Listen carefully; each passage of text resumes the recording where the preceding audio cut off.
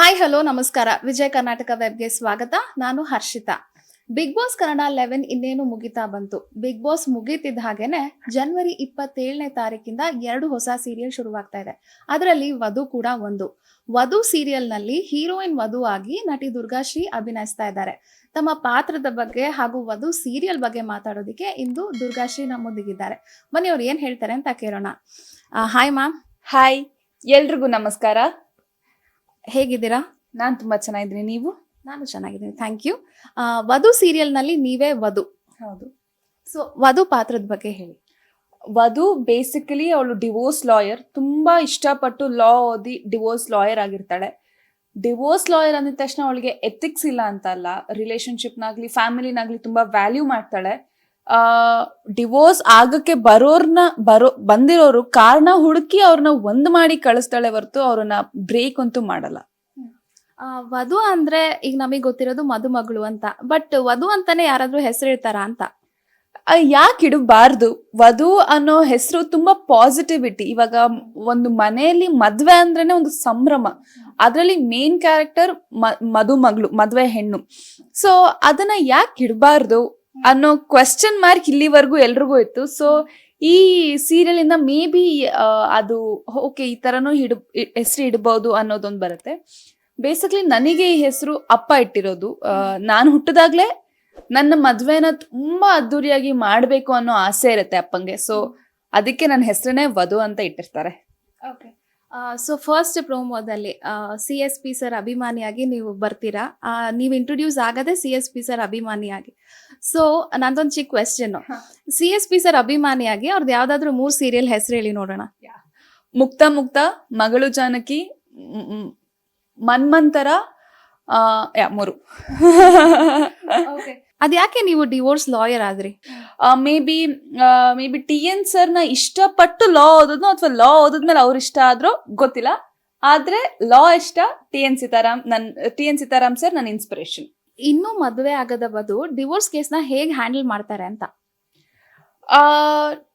Divorce ಕೇಸ್ಗಳನ್ನ handle ಮಾಡಕ್ಕೆ ಮದ್ವೆ ಆಗ್ಲೇಬೇಕು ಅನ್ನೋದು ವಧು ಪ್ರಕಾರ ಸುಳ್ಳು. ಯಾಕೆಂದ್ರೆ ಜನನ ಅರ್ಥ ಮಾಡ್ಕೊಂಡ್ರೆ ಅಥವಾ ಅವ್ರ ಸ್ಥಾನದಲ್ಲಿ ನಿಂತು ಅವಳು ಯೋಚನೆ ಮಾಡಿದ್ರೆ ಸಾಕನ್ಸುತ್ತೆ ಡಿವೋರ್ಸ್ ಲಾಯರ್ ಆಗೋದಿಕ್ಕೆ. ಯಾಕಂತಂದ್ರೆ ಸಣ್ಣ ಪುಟ್ಟ ವಿಷಯಕ್ಕೆ ಇವಾಗ ಒಂದು ಸೆಲ್ಫ್ ರೆಸ್ಪೆಕ್ಟ್ ಅಡ್ಡ ಬರ್ಬೋದು, ಈಗೋ ಅಡ್ಡ ಬರ್ಬೋದು. ಸೊ ಅದನ್ನ ಜನಕ್ಕೆ ಅಂದ್ರೆ ಅವಳ ಕ್ಲೈಂಟ್ಸಿಗೆ ಅರ್ಥ ಮಾಡಿಸಿ ನೀವಿಬ್ರು ಒಂದಾಗಿದ್ರೆ ಚಂದ ಇರುತ್ತೆ ಅನ್ನೋ ತರ ವಧು.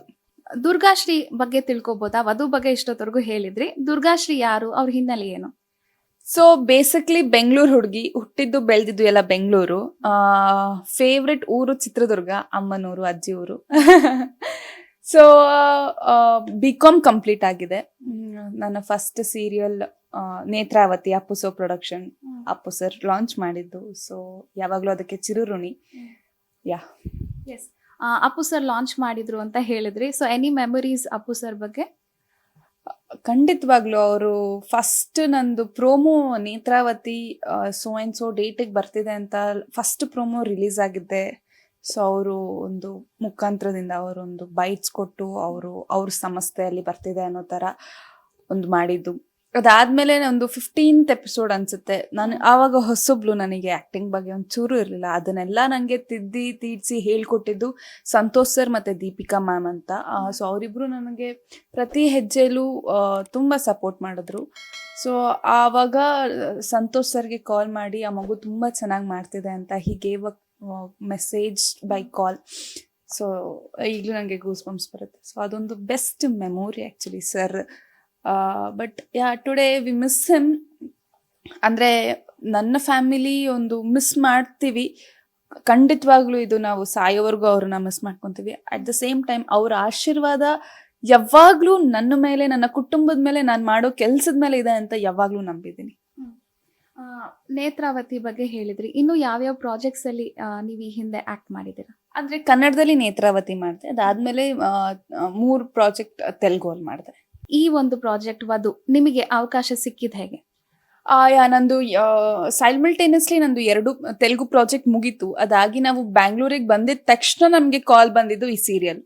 ಸೊ ಇದಕ್ಕೆ ಫಸ್ಟ್ ಹೋಗಿ ಲುಕ್ ಟೆಸ್ಟ್ ಕೊಟ್ಟೆ, ದಿಲೀಪ್ ಸರ್ ಆಫೀಸಲ್ಲಿ ಹೋಗಿ ಲುಕ್ ಟೆಸ್ಟ್ ಕೊಟ್ಟೆ. ಅದಾದ್ಮೇಲೆ I didn't get a call from them, ಅಂದ್ರೆ ಗೊತ್ತಿಲ್ಲ ಏನಂತಾರೆ, ರಿಪ್ಲೈ ಬಂದಿರಲಿಲ್ಲ. ಅದಾದ್ಮೇಲೆ ಇನ್ನೊಂದು 2-3 ಪ್ರಾಜೆಕ್ಟ್ ಲುಕ್ ಟೆಸ್ಟ್ಗೆ ಹೋದೆ. ಅದಾದ್ಮೇಲೆ ನೆಕ್ಸ್ಟ್ ಡೇ ಇನ್ನೊಂದಕ್ಕೆ ಒಪ್ಕೋಬೇಕು ನಾನು. ಅವಾಗ ನೈಟ್ ಅಮ್ಮಂಗೆ ಕಾಲ್ ಮಾಡಿ, ಇಲ್ಲ ನೀವು ನಾಳೆ ಬರಲೇಬೇಕು ಅಂತ ವಿದ್ಯಾ ಮ್ಯಾಮ್ ಕಾಲ್ ಮಾಡಿ ಕರೀತಾರೆ. ಸೊ ಅದಾದ್ಮೇಲೆ ಫೈನಲ್ ಒಂದು ಲುಕ್ ಟೆಸ್ಟಿಗೆ ಹೋಗಿ ಸೆಲೆಕ್ಟ್ ಆಗಿ, ಅದಾದ್ಮೇಲೆ ಕತೆ ಕೇಳಿ, ವಾವ್, ಫೈನಲಿ ಒಂದು ಒಳ್ಳೆ ಕತೆ ಸಿಕ್ತು. ಕ್ಯಾರೆಕ್ಟರ್ ಪ್ಲೇ ಮಾಡೋದಿಕ್ಕೆ ಅನ್ನೋ ಒಂದು ಅದೊಂದು ಎಕ್ಸೈಟ್ಮೆಂಟ್ ಇರುತ್ತೆ ಅಲ್ವಾ, ಈ ತರ ಕತೆ, ಒಳ್ಳೆ ಕತೆ. ಅಂಡ್ ಅಫ್ಕೋರ್ಸ್ ಪರಮ್ ಸರ್ ಬರವಣಿಗೆ, Dilip sir direction, Subhash sir ಇದ್ದಾರೆ.